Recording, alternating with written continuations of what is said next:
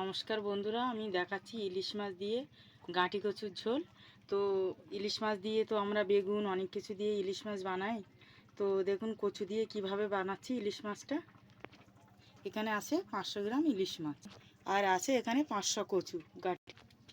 মাছে দিয়ে দেব হলুদ, দিয়ে দেব লবণ পরিমাণ মতো, দিয়ে আমি মাছগুলো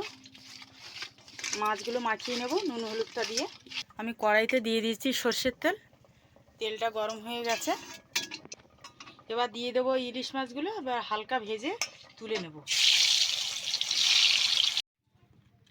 হালকা ভেজে মাছগুলো তুলে নিয়েছি। আমি ফোড়নে দিয়ে দেবো এখানে গোটা জিরে,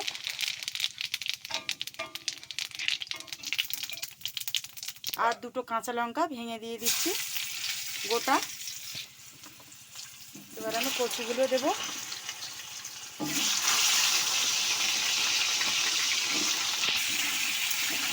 এবার কচুগুলো একটু ভেজে নেব। আমার কচুটা ভাজা হয়ে গেছে, এবার আমি কচুটা নামিয়ে নেব। এবার কচুগুলো ভেজে তুলে নিয়েছি। এবার এর মধ্যে আমি দিয়ে দেবো রসুন বাটা, 1 চামচও না, তার থেকেও কম।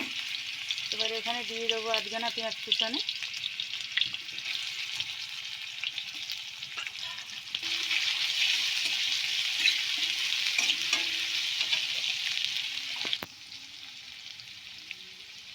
আমি এখানে দিয়ে দেবো 3 টুকরো টমেটো। গ্যাসটা এবার বাড়িয়ে দেবো। মশলাটা একটু কষিয়ে নেব। মশলাটা একটু কষা হয়ে গেছে, আমি এর মধ্যে দিয়ে দেবো আদা বাটা, আর দিয়ে দেবো 1 চামচ কাঁচা লঙ্কা বাটা, আর এখানে দিয়ে দেবো জিরে বাটা 1 চামচ, 1 চামচ ধনে বাটা দিয়ে আমি আর একটু কষিয়ে নেব মশলাটা। দেবো হলুদ, আর এখানে দিয়ে দেবো মশলায় অল্প একটু জল দেব, খুব বেশি না, দিয়ে মশলাটা একটু কষিয়ে নেব। মশলাটা কষিয়ে নিয়েছি, দেখুন তেলটা ছেড়ে দিয়েছে মশলা। এবার দিয়ে দেবো ভাজা কচুগুলো।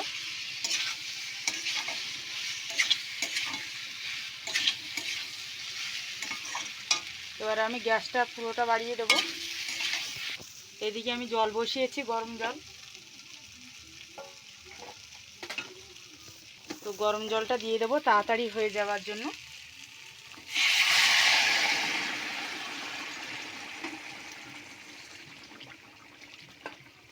রান্নাটা যাতে তাড়াতাড়ি হয়ে যায় সেই জন্য গরম জলটা দিয়েছি।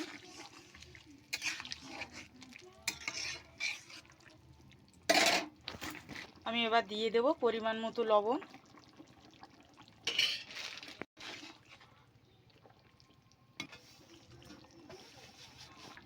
এবার আমি একটু ঢাকা দিয়ে রাখবো সেদ্ধটা হওয়ার জন্য।